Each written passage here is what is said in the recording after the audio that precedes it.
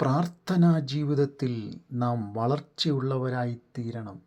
അങ്ങനെ നാം പ്രാർത്ഥനാ ജീവിതത്തിൽ വളർച്ചയുള്ളവരായിത്തീരുമ്പോൾ നമ്മളുടെ ജീവിതത്തിൻ്റെ പ്രശ്നങ്ങളുടെ നടുവിൽ ജയാളിയായി ജീവിപ്പാൻ ദൈവം നമ്മെ സഹായിക്കും. ആഴമേറിയ പ്രാർത്ഥനാ ജീവിതവും ആഴമേറിയ ദൈവിക ബന്ധവും ഉള്ള ഒരുവന് വിശ്വാസത്തോടുകൂടി പ്രാർത്ഥിക്കുവാൻ കഴിയും. എഫേസ്യ ലേഖനം 6-ാം അധ്യായം 8-ാം വാക്യം, സകല പ്രാർത്ഥനയാലും യാചനയാലും ഏതു നേരത്തും ആത്മാവിൽ പ്രാർത്ഥിച്ചും അതിനായി ജാഗരിച്ചും കൊണ്ട് സകല വിശുദ്ധന്മാർക്കും എനിക്കും വേണ്ടി പ്രാർത്ഥനയിൽ പൂർണ്ണ സ്ഥിരത കാണിപ്പീൻ. അതെ, ആത്മാവിൽ ഒരുവൻ പ്രാർത്ഥിക്കുമ്പോൾ ശത്രുവിൻ്റെ പിടികളെ അല്ലെങ്കിൽ ദുഷ്ടൻ്റെ ഉയർച്ചകളെ തകർത്ത് കളയുവാൻ തക്കവണ്ണം ദൈവം അവനെ സഹായിക്കും. ആത്മാവിൽ പ്രാർത്ഥിക്കുന്ന ഒരുവന് ശത്രുവിൻ്റെ മേൽ ജയം പ്രാപിപ്പാനിടയായിത്തീരും. ആത്മാവിൽ പ്രാർത്ഥിക്കുന്നവൻ മനുഷ്യനോടല്ല ദൈവത്തോടത്രേ പ്രാർത്ഥിക്കുന്നത്. ആത്മാവിൽ പ്രാർത്ഥിക്കുന്നവൻ തനിക്ക് തന്നെ ആത്മീക വർധനവ് വരുത്തുന്നു. അതെ, നമ്മുടെ ജീവിതത്തിൽ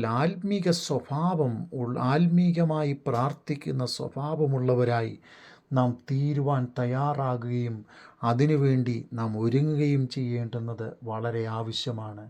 അതെ, അപ്പോസ്തലനാകുന്ന പൗലോസ് പറയുകയാണ്, ഏതു നേരത്തും ആത്മാവിൽ പ്രാർത്ഥിച്ചും അതിനായി ജാഗരിച്ചും കൊണ്ട് സകല വിശുദ്ധന്മാർക്കും എനിക്കും വേണ്ടി പ്രാർത്ഥനയിൽ സ്ഥിരത കാണിക്കുവിൻ. ഏതു നേരത്തും ആത്മാവിൽ പ്രാർത്ഥിക്കുന്ന സ്വഭാവം, അതെ, ദൈവവുമായി അഭേദ്യമായ ബന്ധം പുലർത്തുന്ന സ്വഭാവം. പ്രാർത്ഥിക്കുന്ന ഒരു പുരുഷന് മാത്രമേ തനിക്ക് വിശുദ്ധിയിൽ ജീവിക്കുവാൻ കഴിയത്തുള്ളൂ. പ്രാർത്ഥിക്കുന്ന ഒരു വ്യക്തിക്ക് മാത്രമേ ശത്രുവിൻ്റെ അധികാരങ്ങളെ കീഴടക്കുവാൻ കഴിയത്തുള്ളൂ.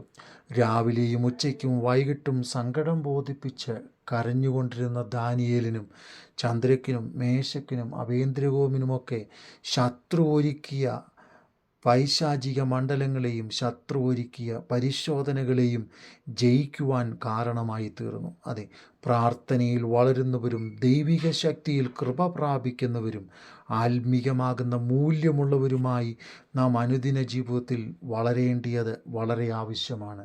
കാരണം എന്തെന്ന് ചോദിച്ചാൽ, പ്രാർത്ഥനയിൽ നാം ശക്തരാകുമ്പോൾ പൈശാചിക മണ്ഡലങ്ങളെ, ദുഷ്ടൻ്റെ അടിസ്ഥാനങ്ങളെ കുടഞ്ഞു കളയുവാനുള്ള ദൈവിക ബലം ദൈവം നമ്മളുടെ മേൽ പകരുവാനിടയായിത്തീരും. അതുകൊണ്ട് സകല പ്രാർത്ഥനയാലും യാചനയാലും ഏതു നേരത്തും ആത്മാവിൽ പ്രാർത്ഥിക്കുന്നവരായി തീരുക. ലോകത്തിൽ നമുക്ക് മുൻപിൽ കാണുന്ന രഥങ്ങളും കുതിരകളും അധികാരങ്ങളും ശത്രുവിൻ്റെതാകുന്ന പോരുകളും ഒന്നും പ്രാർത്ഥിക്കുന്ന ദൈവപൈതലിൻ്റെ മുമ്പിൽ നിലനിൽക്കുകയില്ല. പ്രാർത്ഥിക്കുന്ന ഏലിയാവിൻ്റെ മുമ്പിൽ ആഹാബിൻ്റെ കൊട്ടാരത്തിൻ്റെ ശക്തികൾ, അതെ, ആഹാബിൻ്റെ അധികാരങ്ങൾ കീഴടങ്ങിയെന്ന് നമുക്ക് കാണുവാൻ കഴിയുന്നു. പ്രാർത്ഥിക്കുന്ന എസ്തേറിൻ്റെ മുമ്പിൽ, അതെ, രാജാവിൻ്റെ അധികാരങ്ങളും പ്രവൃത്തികളും കീഴടങ്ങിയെന്ന് നമുക്ക് കാണുവാൻ കഴിയുന്നു.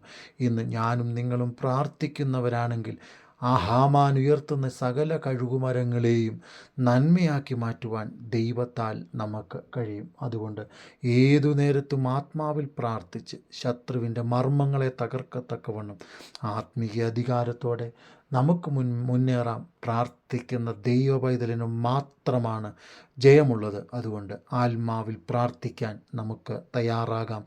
ദൈവം നമ്മെ സഹായിക്കട്ടെ.